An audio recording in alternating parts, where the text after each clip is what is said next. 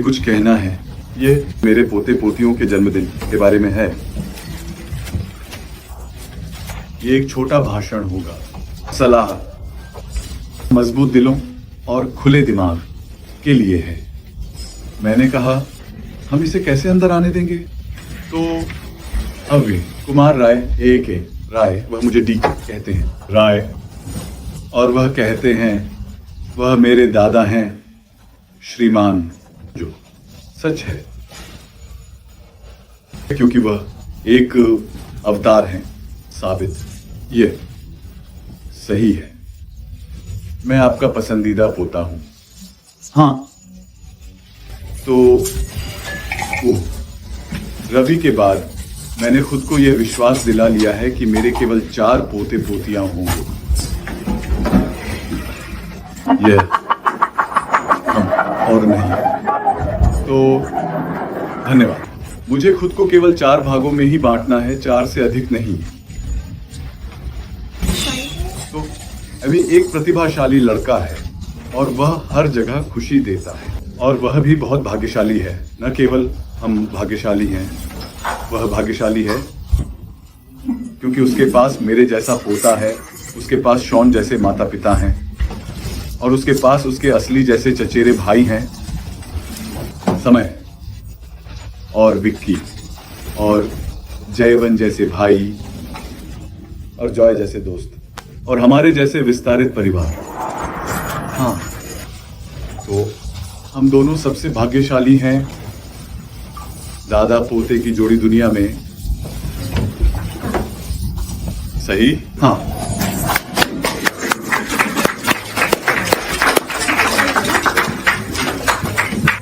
हाल ही में मैंने एक छोटी कहानी सुनाने की प्रथा शुरू की है।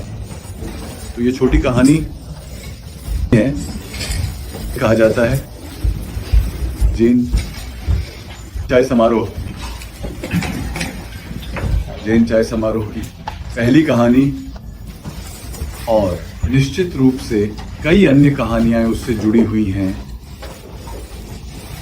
क्या वह एक छात्र है, एक वयस्क छात्र जो दुनिया के बारे में जानना चाहता है, मैं यहाँ क्यों हूँ, यह सब क्या है, क्या यह वास्तविक है, एक सपना है? तो वह एक महान जैन शिक्षक के पास जाता है, दरवाजे के बाहर इंतजार करता है, फिर अंदर पहुंचता है और शिक्षक अपने लिए चाय तैयार कर रहा है। तो उसके पास एक कप है और एक केतली, और वह कप में चाय डालने ही वाला है। तो ये महान साधक अंदर आता है और वह सुन नहीं रहा है। शिक्षक सुन नहीं रहा है। उसने कहा, सर, मैं आपसे जीवन और अस्तित्व के रहस्य के बारे में कुछ सीखने आया हूं। वह कुछ नहीं सुनता, वह चाय डालना शुरू करता है, और धीरे धीरे धीरे धीरे आधा कप, 3/4 कप। वो कहता है, सर, मैं कुछ सीखने आया था। आप अभी भी चाय डाल रहे थे, मुझ पर ध्यान नहीं दे रहे थे। वह चाय डालता रहा जब तक कि चाय छलक नहीं गई कप से बाहर, और मेज और कालीन और फर्श सब पर चाय बह रही है, और आप इस ओर कोई ध्यान नहीं दे रहे हैं।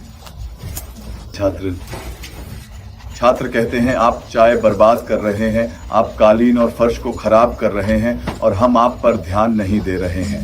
मैं यहाँ आपसे कुछ सीखने आया था। फिर जब केतली पूरी तरह से खाली हो गई तो उसने कहा, लेकिन मैंने आपको एक अद्भुत सबक दिया। उसने कहा, आप मेरी बात भी नहीं सुन रहे हैं। उसने कहा, मैंने आपको वही सिखाया जो मुझे सिखाना था, अब आप जा सकते हैं। उसने कहा, लेकिन आपने मुझे क्या सिखाया? उसने कहा, मैंने आपको सिखाया कि कप आपके मन की तरह है, और जो चाय मैं डाल रहा हूँ वह ज्ञान की तरह है। यदि आपका मन पहले से ही भरा हुआ है तो जितना मैं उसमें डालूंगा वह छलक जाएगा, तो आप मेरे पास स्थिर विचारों के साथ आए, जैसे कि जो आप जानते हैं वह सही है और आपके मन का कप भरा हुआ था, इसीलिए मैं ध्यान नहीं दे रहा था। लेकिन सबक यह है कि जब तक आप अपने मन को खाली नहीं करते, आप सीखने में सक्षम नहीं होते। आपने वह जगह नहीं बनाई जो मुझे आपको सिखानी थी। वापस जाने के लिए क्रम के साथ आए। सुनने के लिए धन्यवाद।